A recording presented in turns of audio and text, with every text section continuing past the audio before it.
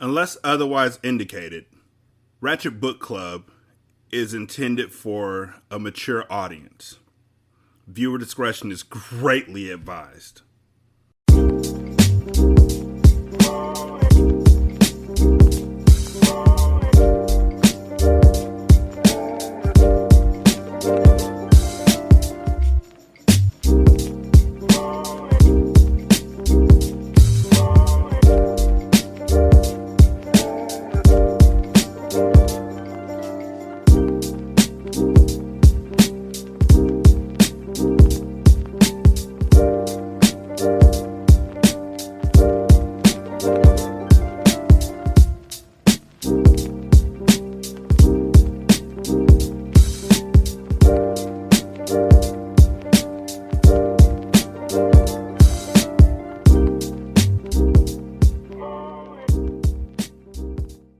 Welcome to Ratchet Book Club, where we read hood classics and good classics. I'm Derek.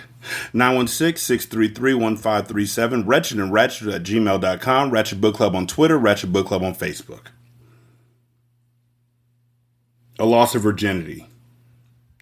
Come on, Mom. Look, girl, I said I was coming, Patty shouted. Tracy was impatiently waiting with Jason, ready to go to the mall. Dag, you always taking all day. You know what, Tracy? If I hear another word from you, I'm going to smack your mouth off. Moms make threats like that. My mom used to tell me that she was going to pull my lips over my head and punch me in my throat.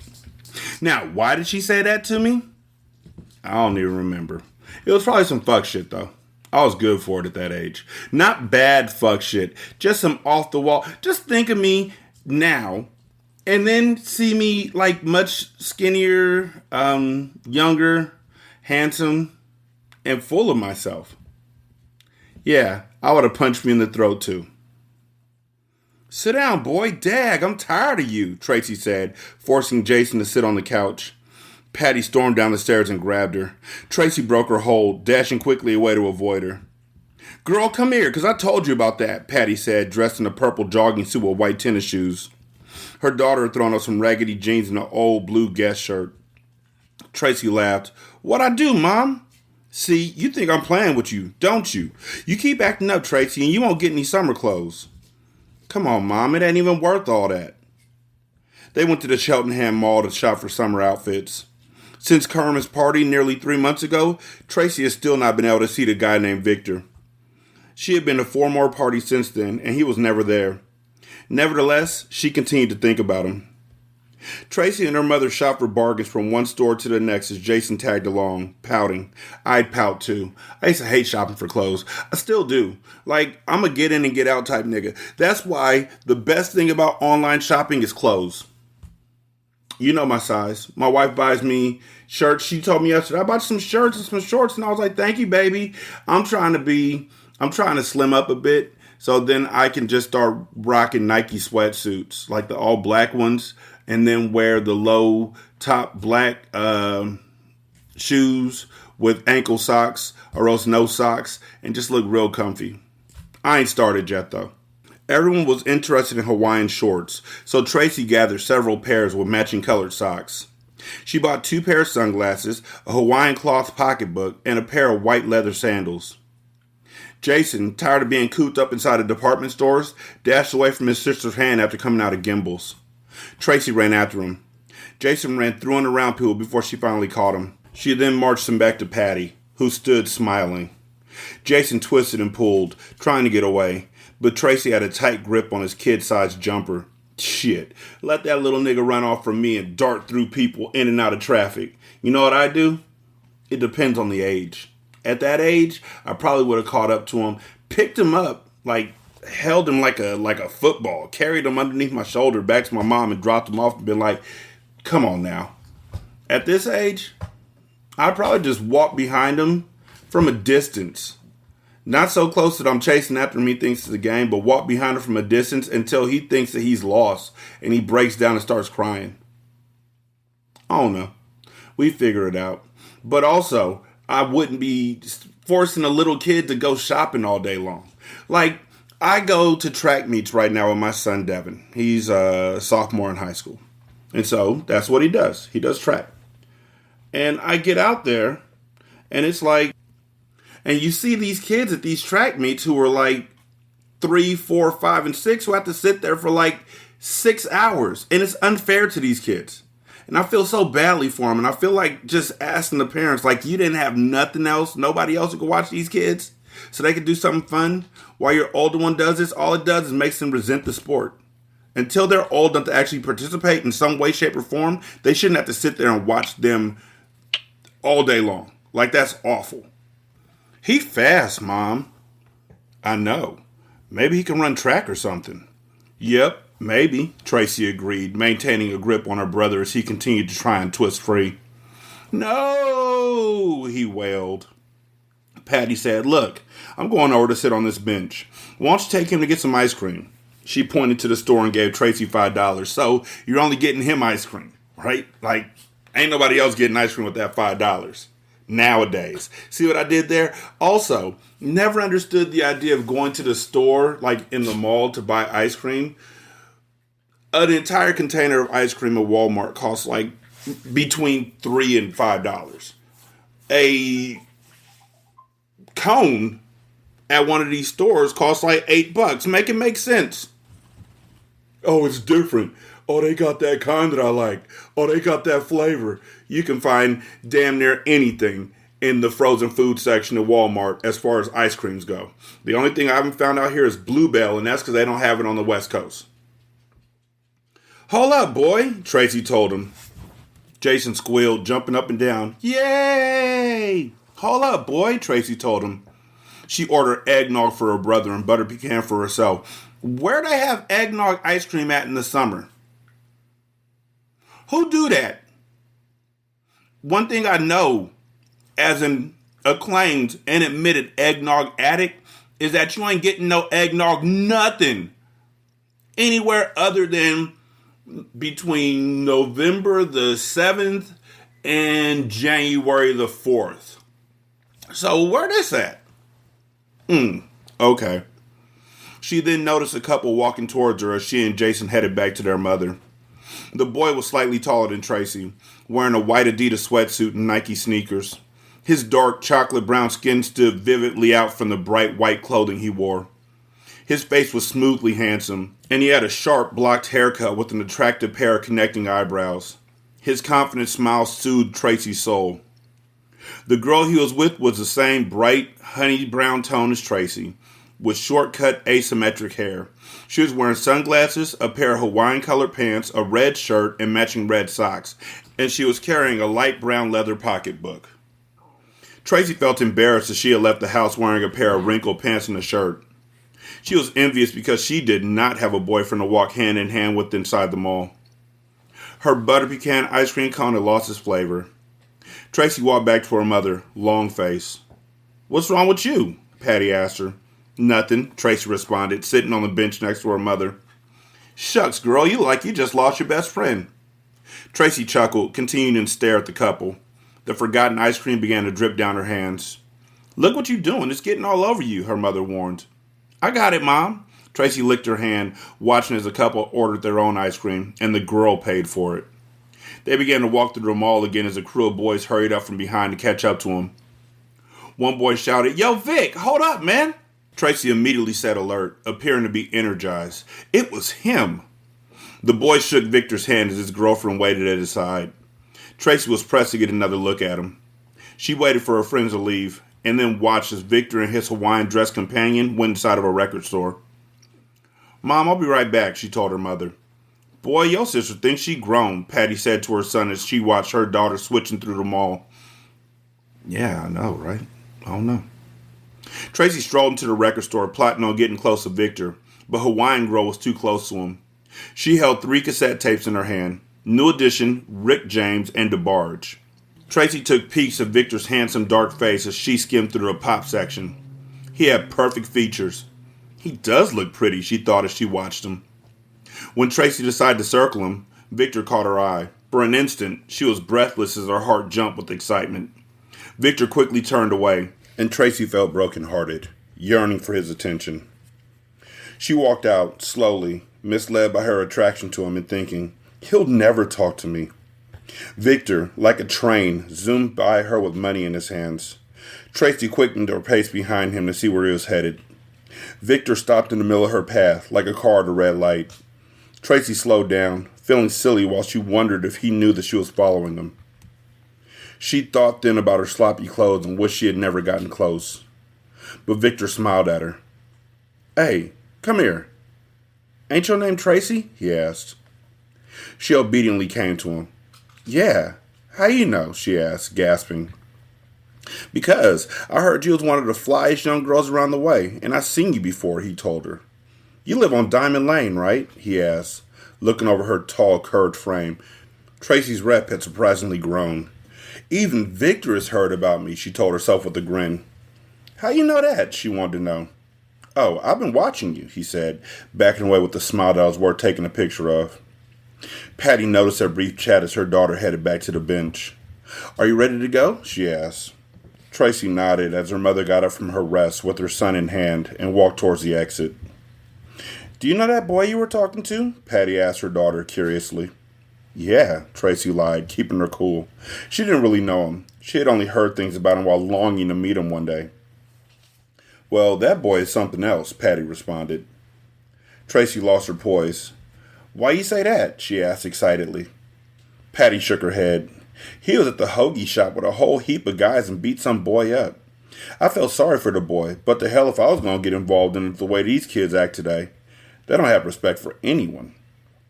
"Why? What'd he do?" Tracy asked. "The boy apparently said he was going to get him for messing with his girlfriend." "Yep, girl. This was 3 nights ago when I was coming home from work." "Well, how come you didn't tell me about that?" Patty frowned. "What, I have to report to my 13-year-old daughter everything I see and do? I didn't figure you knew the boy. How old is he anyway?" 16. 16? God, that boy looks young, Patty responded, shocked. "He got one of them baby faces. He looks your age to me." Tracy chuckled as they climbed inside of the car in the parking lot. Patty began to think about her husband, Dave, and his baby face. She missed not being able to share everything with him. A half of a man didn't seem like much of a man at all. Yet no one else interested her. She had tried the dating game before, only to come up empty, especially with Dave popping up around in the way he did. "Tracy, would you like to go to the movies with us?" Patty suddenly asked her daughter. Tracy looked puzzled.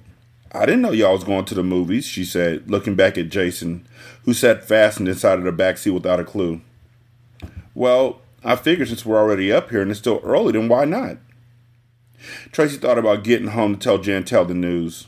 She then noticed the empty look on her mother's face and made an easy decision. Her mother was lonely. "Okay, Mom, I'll go." Patty looked as if a huge burden had been lifted from her shoulders. She had not been spending much time with her children while sweating over her situation with Dave. And even though it was only a movie, it was better than going back to an empty house. Tracy then convinced her mother to walk back to the mall instead of driving around the theater. "You just want to see that boy again," Patty told her with a smile. Tracy giggled. That's right, she thought. Yet Victor was nowhere in sight. "I'm not a girl. I'm a cis male, and so I don't know. But is there a line that's being crossed in y'all's family relationships when your mom's like your best friend? Or your mom acts like you're her best friend? Or your mom talks to you like y'all are best friends? Isn't it like a culture shock when your mom then goes from that to being jealous of you and hating you and arguing with you and fighting with you and all that kind of shit? Like, I'm not sure. I'm just asking. And it's not just black women. I've seen it with white women as well. And so I'm just curious, like that whole growing up closer to anyone and your baby is born and you're taking pictures of them and posting that they're your best friend and they're like 4. Like, does that work? I'm just, Once they had arrived back at home, Tracy put her new clothes away and went outside to sit on her steps before the sun went down. It was a beautiful Saturday in April. She felt wonderful after meeting Victor. He had the self-assurance of a king and was charming like a prince. He even seemed thoughtful and informed. He probably knows more about me than I know about him, Tracy mused. And his eyes, they just go right through you. You see right through me. How do you do that shit? Nicki Minaj, she was singing on her first album. If he ever touched her, Tracy thought she would lose control. No wonder Victor had so many girls. He made her feel special, filling her day with just a minute of his time. And he said that he was watching her. Rahima and her mother pulled up in Beth's new Toyota Tercel after they had gone shopping. Hi, Tracy, Beth perked before going in. Rahima stopped to chat with her neighbor. How are you doing, Tracy? She asked as if she felt good about something. Rahima appearing to be excited was a rarity. She took her bags in and returned to sit on Tracy's lower step. Tracy was speechless as she observed her, envying Rahima's long brown ponytail. She just gotta show that hair off, Tracy thought. So what's been up, Tracy? Rahima asked, sounding more hip than her usual Catholic school self. Nothing. What about you? Tracy asked, tight-lipped. She was still wondering what her neighbor was so happy about. I'm going to a play tonight, Rahima informed her without being asked. Well, she did ask her. She asked what's going on with you. That's... Tracy smirked. So that's what it is. A play? For what? She queried, frowning as if it was corny. Rahima frowned back at her. She felt that Tracy was acting childish, afraid to try new things. Because it's cultural. Tracy could imagine it. A bunch of white people talking at the top of their lungs about Shakespeare and music and art and about the torture of love. Yet Patty had taken her to a few African-American plays at the Freedom's Theater when she was younger. Maybe a play wouldn't be as bad as she thought. Is it a black play? She asked with new interest. Rahima shook her head. No. This is me. Is it a black play? And her saying no means that there won't be a moment halfway through the play where they just burst in a song and start just singing oldies for no fucking reason. I'm looking right at you, Tyler Perry. When you did your plays, my guy, like it's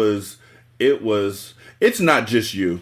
It's not just you, but it's you. Like, you really started this gangsta shit. Like, every black play now has at least one singer in it. At least one singer. And it's always, somebody who's dope as fuck, but they're no longer relevant in the musical industry to the young folks, and now they're doing plays. Like, Peebo Bryson. Yeah, that nigga. So you'll have a moment where Peebo Bryson gets to, in the middle for no fucking reason, sing a cornucopia of his greatest hits while everybody else stands around in the kitchen and the light is just black around them. Like, you can't even see them. All you see is Peebo as he comes out and sings Love. I don't even know a Peebo Bryson song off the top of my head. But it'll be like George fucking Benson showing up in a play. He can't act, but he could sure the fuck sing Turn Your Love Around.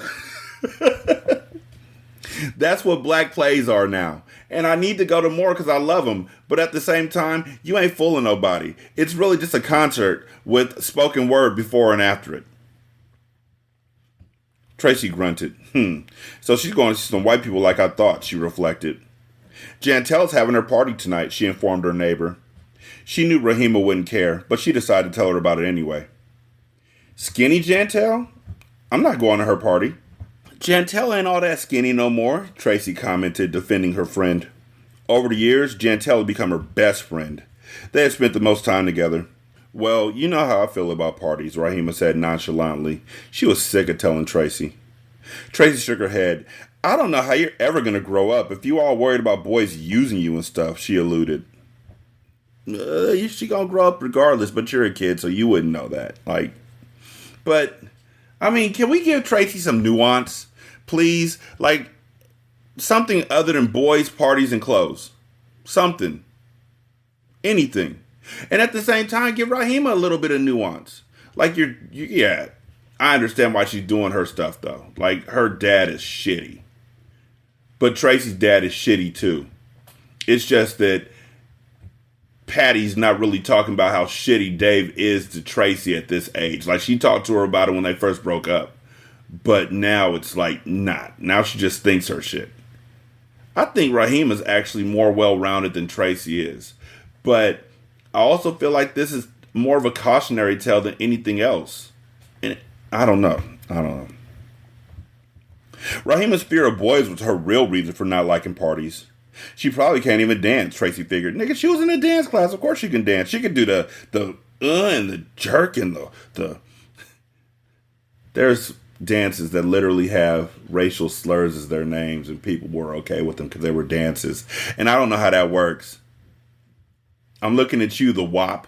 Like, also doo-wop. Like, I feel like that was probably not, but still, I don't know how that went.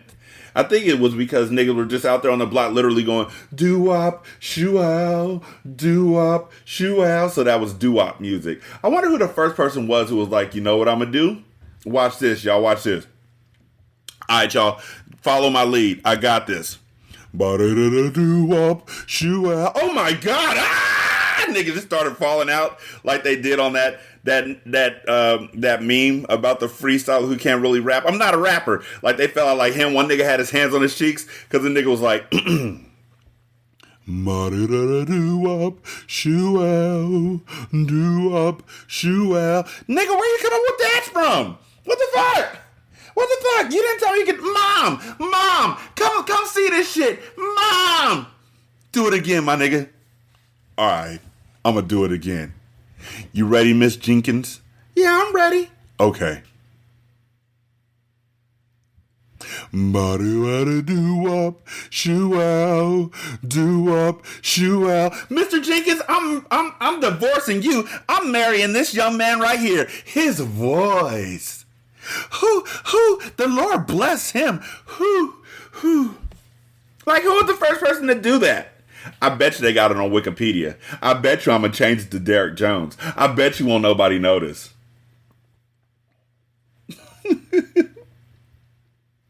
Whatever, Rahima retorted. Yeah, okay, girl, but you can't run from boys your whole life, so you better get used to them now, Tracy piped.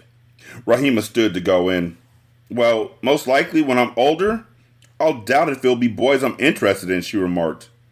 Smart ass, Tracy mumbled as her neighbor excused herself. Because she going to be interested in the men. Tracy got ready for Jantel's party after eating. She was certain Victor would be there. What time can I expect you back in? Her mother asked her. Tracy was apprehensive. Patty had never asked her what time. She had always told her to be home before the midnight curfew. She's still 13. We giving real ass midnight curfews to 13-year-olds. Huh. Okay. Why? It's not like it's summer. It's April. And we're giving a midnight curfew to a 13th. Oh. I don't know, Tracy stammered, confused. Well, since it's Jantel, you can stay later if you like, Patty told her. Tracy was visibly pleased. For real, Mom? Her mother nodded to her. Yeah, as long as you don't leave the party and go off some damn well with some boy getting into something you have no business getting into, she warned with a raised index finger. Tracy sucked her teeth. I'm not going to do that, Mom. All right, then. You can stay out later, and I want you to call me before you decide to head home. All right, Tracy perked. Dag, I need to hang out with my mother more often. That movie put her in a good mood, she told herself. She sat around watching TV until it got late. The latecomers always attracted the crowds. The party started at 9, but it was after 10 before Tracy finally decided to go. What are you doing? Patty asked her. Tracy grinned as she stood up from the living room couch and walked over to turn her television off. I'm leaving right now, Mom. I just wanted to walk in a little late. Patty grimaced, reflecting on when she was a teen. She grumbled. Just make sure you remember what I told you. Tracy shook her head, heading for the front door. I'm not going to run off with no boy, Mom, I promise. Okay, Patty told her teenage daughter. You know what? After the dude came out with the doo-wop, shoo-ow, doo-wop, shoo-ow, I bet you he was hella popular at school for like the next 5 to 6 weeks. And then there was a new transfer in school, and the doors opened up, and music from an old Western started playing and he walked in, and everybody looked at him, and he walked over to the guy, and he was like, my name is Claude. And the guy was like, hey, what's up, man? And he was like, nothing. I heard y'all got a little group going on. And the guy was like, yeah, I'm the lead on it. What can you do? And Claude was like, well, you go ahead and get started and I'll show you. And the dude was like, all right, stand back real quick. Prepare yourself. And a crowd of girls came around just ready to put their hands to their forehead and be like, oh! And he was like, ba-do-ba-do-do-wop, shoo-ow, a-do-wop, shoo-ow, a-do-wop, shoo-ow, a-do-wop, shoo-ow. And then Claude was like, oh.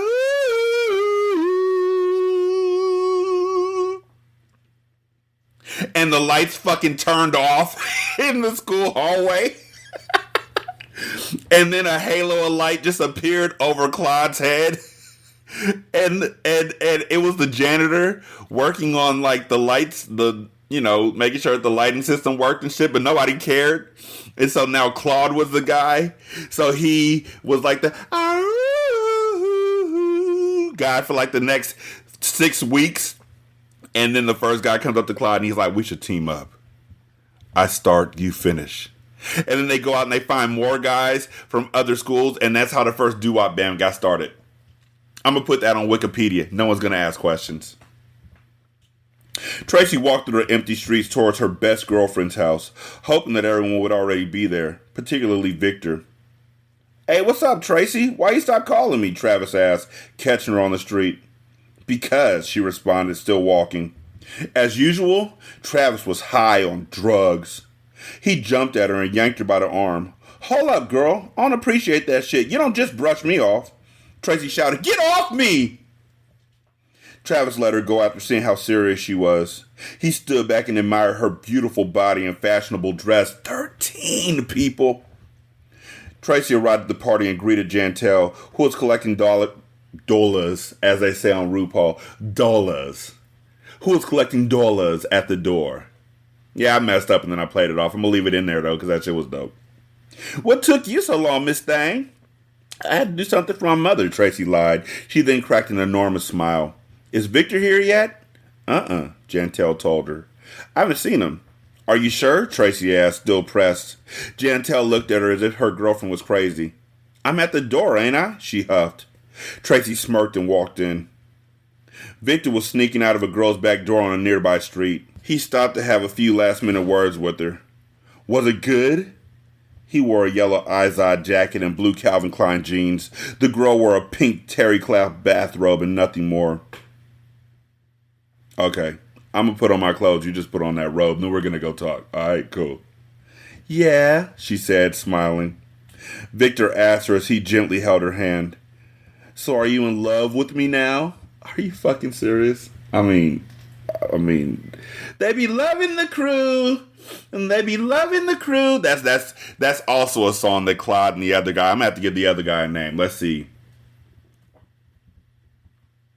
Lewis. That's the song that Lewis and Claude was working on when they started the doo-wop crowd. That's what it led to, was the crew. Yeah, she responded in a daze. She was a pretty brown skin, but Victor had messed up her hairdo with his passion, running his hands wildly through her hair during their teenage lovemaking. Victor asked, when do you want me to come over again? Whenever you want to, she answered him. Victor's grin was sinister. It's up to you. The pretty brown-skinned girl nodded her head with a long, passionate stare. All right, then. You could come over after school on Monday. Victor asked, are you sure you want me to? It was part of his game, to make her surrender to his young and powerful ego. Yeah, I want you to, she answered, nearly hypnotized. Mission accomplished. Victor smiled and gave her a kiss. Then he ran off for home. 16. Victor was sure he could charm his way inside Jantel's party. He showered up, redressed, patted on some gray flannel cologne and sprinted from his house. He didn't even carry $1 with him to pay. Come on, Jantel, if I had a party, I'd let you in free, he argued at Jantel's front door. Jantel was far from believing him. The only reason I'm going to let you in is because my girlfriend wanted to see you, she said, running her big mouth. What girlfriend? My girl, Tracy. Oh, she was looking for me, huh? Victor said, smiling. He grinned, planning on seducing Tracy. Victor walked down into the basement and gave Tracy a wink. Tracy thought he would stop and talk, but Victor strolled over to chat with his slim brown friend, Mark Bates. Mark asked, Yo, what's up, lover? Did you hit it? Victor said with a smile. What, you don't know? You better ask somebody. He bragged of his sexual conquest. Man, she in love with me now. I tore that ass up like a god. Ask her about it. She'll tell you. I feel like I'm doing these kids a disservice by making my voice so deep. But I mean, he's fucking 16. But Travis should have sounded like this. Hey, Tracy, where you going, girl? I wish you was still my girl. I love you, girl. Hey, Tracy, I smoke weed, and I'm 13, but I still got a lot of hope in front of me for the future.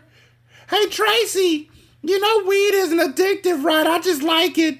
Hey, Tracy, that's not going to make me into a heroin addict, though. Hey, Tracy, hey, Tracy, hey, Tracy, watch what I can do.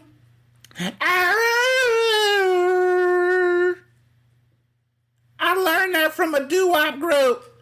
Hey, Tracy. That's the voice I should be Oh, shit. That's the voice I should be giving these kids. Victor knew that Tracy was watching him. Jantel gave up her info and told him everything. Victor could do that to a girl. Make her give up her soul for a hint of his young love. He decided to have a little fun with Tracy, doing what he did best, playing head games. He floated over to a light brown-skinned girl who was already waiting for him. I thought you said you was going to call me, Victor. Victor gamed her. In other words, he made up a clever response to keep her interested. I would have called you, but I just got back from shopping with my brother. He wouldn't let me use his car phone, he outright lied. Your brother has a car phone? Victor shrugged. Yeah, it's no big deal, especially if he won't let me use it. He moved closer to her, feeling over her body, compelling her to try and kiss him. Victor then moved away, successfully teasing her as she began to whine to him. Why are you playing with me? The guys envied Victor and admired him, especially when he was at work with the girls. He was their hero. I wonder who Omar Tyree was writing Victor after. Seriously, I wonder. Like, it might not have been him. I'm not alluding to that. I'm just saying, I wonder who it was supposed to be. Tracy watched jealously from a distance. I just don't feel like kissing right now. Why, you got a new girlfriend in here? Actually, it says, why, you got new girlfriend in here? The girl assumed. See, Victor, you get on my damn nerves, she responded, pretending to push him away. She loved the attention that he was giving her. Victor said, look, Sam, are your parents asleep yet? He was up against the wall with her. I don't know, she responded. Well, if you want, I could come over tonight, he suggested nonchalantly. He couldn't let her think he was actually excited about it. Samantha answered him quickly. I don't care. Victor stared into her soft brown eyes. But do you want me to? Samantha snapped, weary of his teasing. I said yeah. No, you didn't. You said you don't care, he corrected her. She smiled bashfully at his quick wit. Tracy was fed up. She romped back up the stairs. So what time should I come over? Victor asked the girl. I don't know. What time will your parents go to sleep tonight? I don't know. They'll probably be up waiting for me. Victor leaned over to whisper. All right, look, Sam. Why don't you go home and act like you're sleeping so that I won't wait up for you? Then around 1 o'clock, I'll come around and sneak in your basement. Samantha was tickled by the idea. All right, then, she agreed, impressed at how sneaky he was. That's why none of my basement windows fucking open. Also, I don't have a basement. So my lower level, yeah, the window's fucking open. But the basement doesn't open because I don't have a basement. You see what I did there? I didn't lie. Victor looked to see that Tracy had left. He then turned and kissed her. You feel better now? Yeah, Samantha said, licking her lips. Victor sent her home and halted at the steps. He didn't want Tracy to see him until Samantha had left. He had tripped. I hate that boy, Tracy was telling Jantel. She hushed herself when she noticed a light brown-skinned girl who Victor had been attending inside of the basement. Jantel asked, You going home already, Samantha? Samantha lied, minding her own business. Yeah, 'cause I gotta go to church early tomorrow. Jantel nodded and led her to the door, returning to Tracy. See, that girl used to go with Victor, she said. Yeah, he was just talking to her in the basement. Victor popped his head up from the basement door. Hey, Tracy, come here. I want to dance with you, he said, as if it was a closed case. Tracy declined. Nah, that's all right. Well, excuse me, he said, smiling. Victor left, returning to a crowded basement. Jantel smiled at Tracy in the kitchen while she fixed hot dogs. Are those the last of the hot dogs? Jantel's mother asked, walking into the kitchen with them. She was tall, but not half as slender as Jantel was. Yeah, that's the last of them, Jantel answered her. Well, that's it, her mother commented. Them greedy niggas don't get no more. They'll eat you out of a house and home. Which is why I don't have parties in my house. And if I do have parties in my house, I ain't feeding nobody. The food is upstairs. Y'all niggas better keep y'all funky asses downstairs. And I better not see nobody no more than 2 inches close to each other. You better stay a whole length apart from each other. I'm gonna be coming through with a flashlight. No touching. Y'all dance like this. You know what y'all do? Y'all do the robot. And the light don't turn off. The light stays on all night. And who the fuck is that in the corner who keeps going, ooh, cut that shit out. My wife's trying to sleep. Ooh, get the fuck out. Get the fuck out. I don't give a fuck. Get the fuck out. The girls giggled as Jantel's mother began to straighten up the kitchen. They then decided to finish their discussion inside of the living room. Tracy whispered to her friend excitedly, Should I go dance with them? She hoped that Jantel would say yes, so she could blame her if anything went wrong. It's up to you, Jantel said, knowing Tracy too well. But do you think I should? Jantel smirked. If you want to, she said, keeping it Tracy's decision. Tracy headed down the steps to search for him. Victor was already with another girl, but he promptly stopped dancing when he saw Tracy. He walked over and asked her sternly, So do you want to dance with me or what? Tracy answered him, feeling privileged. I don't care. Victor led her through the crowd and said to the DJ, Ayo, Spin, put Computer Love on for me and this sweetheart. Oh, yeah, that's just a lick. DJ Spin said, Man, she is sweet little chumpy, cuz, with pretty ass eyes. Alright then, I'll play it after this. The fuck is a chumpy? Okay. So there was Chumpy, Skeezer, Heffa, Shouty. Shouty is still around, I guess. Yeah, that's all I got. As far as not dating, but want to indicate that somebody is cute. Tracy wanted to thank the t-shirt wearing DJ for commenting on her eyes, but she didn't receive a chance to. Victor whisked her back to the dance floor, with his friends making room for them on demand. Tracy was impressed by the amount of respect they gave him. Victor had the party in check. So you changed your mind about dancing with me, huh? He whispered. Tracy responded harshly. I'm dancing with you, ain't I? She wanted to establish respect, but Victor just smiled. He slow dragged with her, rubbing her firm behind and starting to lick behind her ear.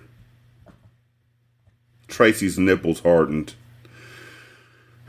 13, ladies and gentlemen. Victor whispered as he ran his fingers down the back of her thighs. Do you like me? He licked her neck as everyone watched in amazement. I know you like me, don't you? Yeah, Tracy admitted, no longer caring. Victor ran his hands to her lips and kissed her, only to pull away when she got into it. He then led her to the wall and leaned up against her as Tracy tossed her hands around his back. Victor started to kiss her again, rolling her body side to side, back and forth with his. He was possessing her, doing what he did best. Computer Love by Zapp went off. DJ Spin followed up with Do Me Baby by Melissa Morgan. She's also in a lot of black plays now. And I just want to say this again for the record. When we read whatever that book was called, Ethic, when we read Ethic, I felt a certain sort of way reading about Ethic's 18-year-old daughter when she was 17 and 18, because that's just, I can't. I mean, I have to because I'm fucking reading the book, but I just want to make it simple and plain. The sexualization of teenagers is fucking weird to me. To have in a book, like, and this is a book that's being marketed to young ladies who I guess were like this age when it came out. I don't know. But as an adult, it just doesn't hit. It doesn't. Victor whispered through the song, positioning Tracy's mouth. Stop kissing so hard. Do it slowly. He then stopped and looked into her twinkling hazels. Do you want my phone number? Because I'm about to roll out of here. Yeah, Tracy answered. Victor wrote his number on a piece of paper for her and left the party. So he was there for 2 songs, locked her down, locked down Samantha, and then dipped. For the rest of the night, Tracy did nothing but think about how romantic he was. She already suspected that she would lose her virginity to him, only wondering when their moment of love would be. For the rest of the night, she should have been thinking about how that nigga, before he came and talked to you, went and secured Samantha for the night. And did it in front of you.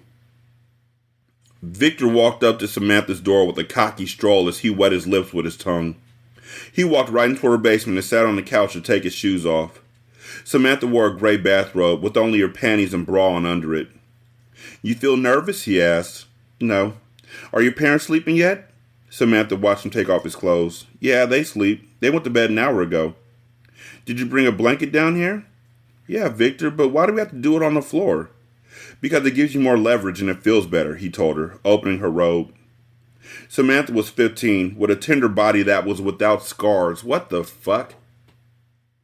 "Don't do it so fast, so I like it slow," she told him. Victor said, "Look, once it starts feeling good, it's hard for me to slow down." Because, he's 16. And, also 20-year-olds, 30-year-olds, 40-year-olds. Like, niggas, be honest. He slid off her underwear and unclipped her bra, bringing her to the floor with him to lie over a soft blanket. Sam wrapped her legs around his as Victor kissed her naked body and guided himself inside of her, gripping her by the waist and slowly thrusting. He then increased his speed, beginning to pound into her. Yeah, I'm going to read it like that because, no. Samantha ran her hands to his hips and attempted to slow down his pace. She could feel herself shaking under his weight. She then pulled his body down to hers, wildly caressing his back and neck. Victor pulled away when she had finished and started up again as if life itself depended on his speed. He flexed over top of her, losing his poise and crashing back onto her chest as he began to suck in air. And they lay there in fresh sweat, completed and not wanting to move, remaining for an hour until Victor snuck back home. Maybe he's writing this to show us that Victor really isn't the guy he thinks he is. Like, he's 16, he ain't got no game or nothing. He's got game over these little girls. Which I guess aren't little girls to him, but still the shit's weird. But still, he can't do nothing. Like, he's can't control himself. He ain't giving nothing back. He's not reciprocating anything. He's a selfish lover, it seems. And so he's not the god that he thinks he is. He's just a lot of their first. I think that's what Omar's trying to speak on, I hope. "Were you at Jantel's party on Saturday?" Carmen asked Tracy that Monday at school. "Yeah. Why you ask me that?" Tracy wanted to know. She wondered if something was wrong. "Was Mark Bates there?" Carmen asked her. "Yeah," Tracy responded, shutting her locker. "That boy's a liar then," Carmen snapped. "He told me he was going to be at his grandmother's house." "Do you talk to him or something?" Tracy quizzed. Carmen smiled and said, "Yeah, sorta." "You know Victor that hangs with him?" Carmen got excited. "Yeah, that boy is the shit. He got everything uptight." "He does?" Tracy responded with a smile. She already knew how well-respected Victor was, but she didn't mind hearing it again and again. It all increased her liking of him. They dodged junior high school students walking the hallway. So, yeah, okay, I just want to make sure. Victor's a high schooler dating a junior high schooler when he dates Tracy, and that's nasty too. I know, a lot of y'all motherfuckers, your dad is like 7 years older than your mom. And we're going to break it down again. That if your dad is 7 years older than your mom, then when he was 14, she was fucking 7. Which means when he was just becoming a freshman in high school, she was just getting in the first grade. Sit on that for a second. Carmen said, "Yeah, and his brother plays basketball for college. He be on TV and everything." "How old is his brother?" "Like 20. "And everybody knows Victor?" Carmen grinned curiously. "Why, you talking to him?" "No, I just met him," Tracy answered, minding her own business. "Well, everybody knows Victor Henson." "That's his last name?" "Yep, because I remember when he played for the Raiders." "He played for the Raiders?" "Yeah," Carmen said. "He was number 24 on defense. He was on the older pound team." Because, they got pounds in football. Mighty Mites, junior midgets. I wonder if they still call them midgets. Like, I'm pretty sure football does not give a fuck. But they ain't changing that name, are they? They hurried to their classes, with Tracy thinking about how popular she could become from hanging out with Victor. More people talked about him after class. He was in high school, yet all the students in junior high knew of his rep, and he was known all throughout the neighborhood of Germantown. He even borrowed his brother's white Jetta, driving around on missions to entice unsuspecting girls. And he wanted me to have his phone number, Tracy mused happily. The final bell for school rang, and Tracy hurried out of the building. To her surprise, she was then surrounded by interrogating younger girls. "Hey, Tracy, I heard you was kissing Victor at the party." "Yeah," she answered, not caring if they knew. "You gonna go with them?" "I don't know," she said, heading home and feeling proud. "Well, you should, because I would." Tracy got home and found a boy talking to her next-door neighbor, Rahima. She decided to eavesdrop while sitting out on her steps. The boy asked, "Can I have your phone number?" His sharp brown face shone under a yellow Kangol hat. "I told you no 4 times already. God," Rahima snapped at him. 4 times, my nigga. Why are you still on the steps?" "Why not?" "Because I said no." Rahima darted in the house and left the boy outside with Tracy. Tracy smiled at him, hunching her shoulders. He asked her, "Why she act like that?" "Because her father's mean as hell and she always be trying to please him. I'd say bunk him if I was her." "Is he a big dude?" "No," Tracy exclaimed with a laugh. "You probably kick his ass. He ain't nothing." The Kangol hat-wearing boy laughed himself before heading off. "Tell Rahima that I like her anyway," he said. Tracy knocked on Rahima's door. Rahima let him in.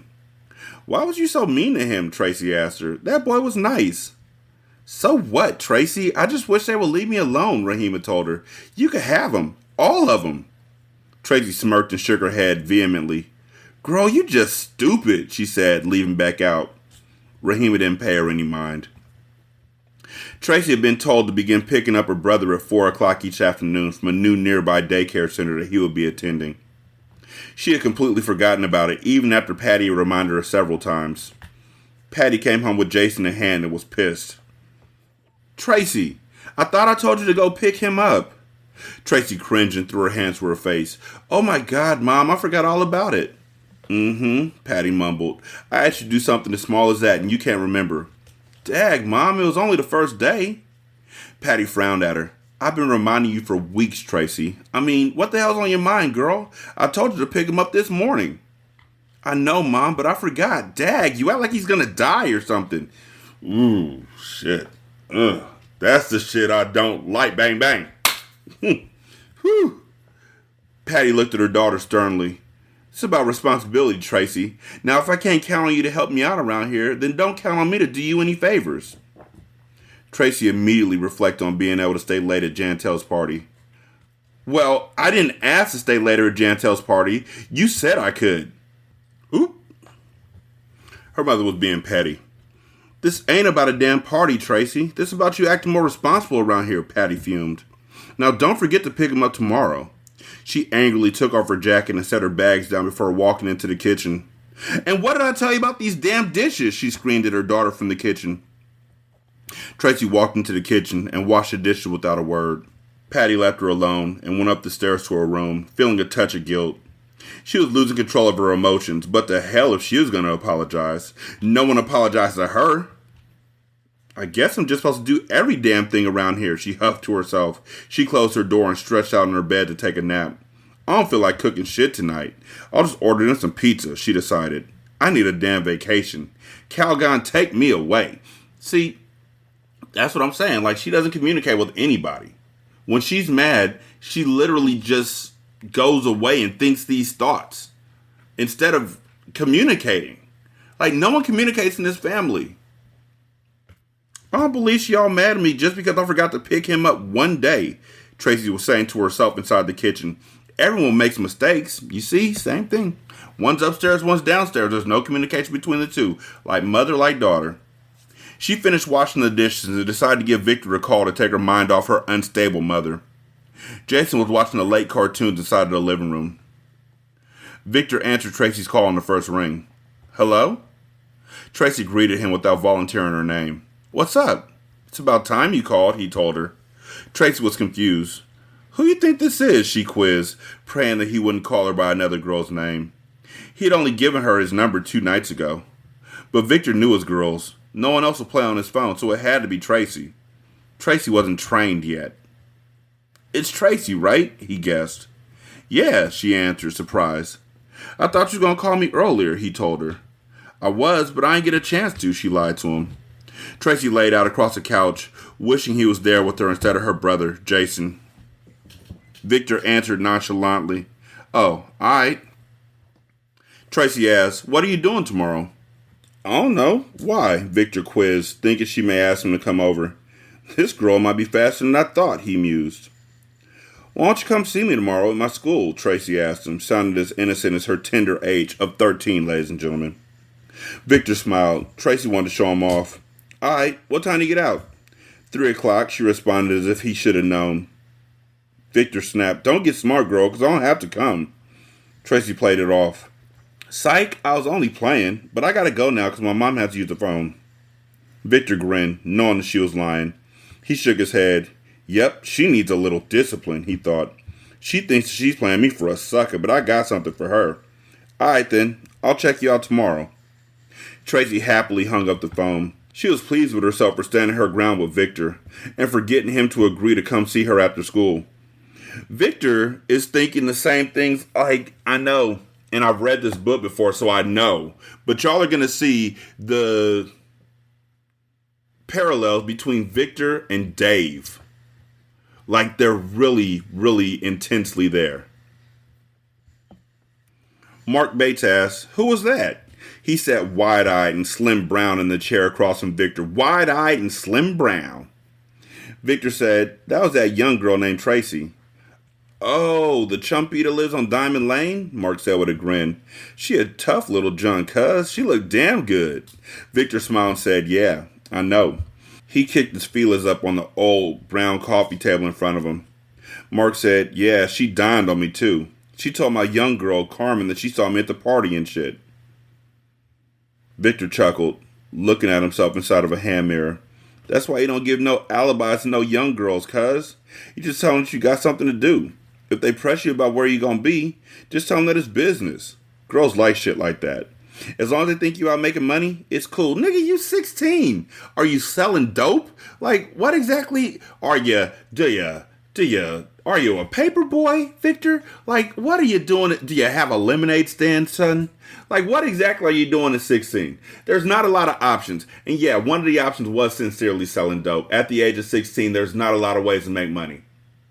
I can't see Victor spending his time at McDonald's working behind the counter with a school permit to do it because he's 16. I can't. So what are you doing? You mow lawns? Like, what money are you getting, Victor? Mark laughed. You be knowing these young girls, huh, cuz? Damn right, Victor said. I done had too many not to. Plus, my brother used to school girls constantly, so I kind of picked up the game from him. When y'all see Victor, what I see is, what's the nigga's name from Kids? Telly? Was it Telly? Who was having sex with all the little girls and had AIDS? And then raped the girl at the end? Like, was that Telly? Yeah, because Casper was the other one. So yeah, that was Telly. That's who I see. I don't know. 916-633-1537. Ratchet and Ratchet at gmail.com. Ratchet Book Club on Twitter. Ratchet Book Club on Facebook. You can leave a review on Spotify. It takes like 13 seconds. You can also leave a review on Podchaser. Copy and paste that into Apple Podcasts. And then copy and paste that into the Good Pods app. You can donate to the show at patreon.com/single simulcast. $1 will get you a ton of content. You can also donate to the show at buymeacoffee.com/sscast or on the Good Pods app. You can leave a tip in the tip jar. Thank you so much for listening. I greatly appreciate it. Y'all be good. I'm gonna holler at you later. Peace.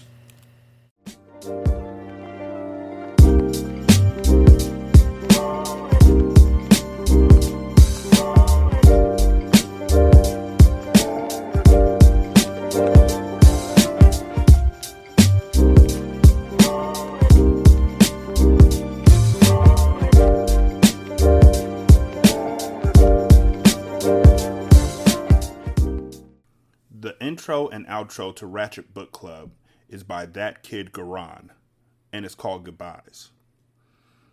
You can email him at tkgbeats94@gmail.com for more information on how to lease this beat. This is Single Simulcast.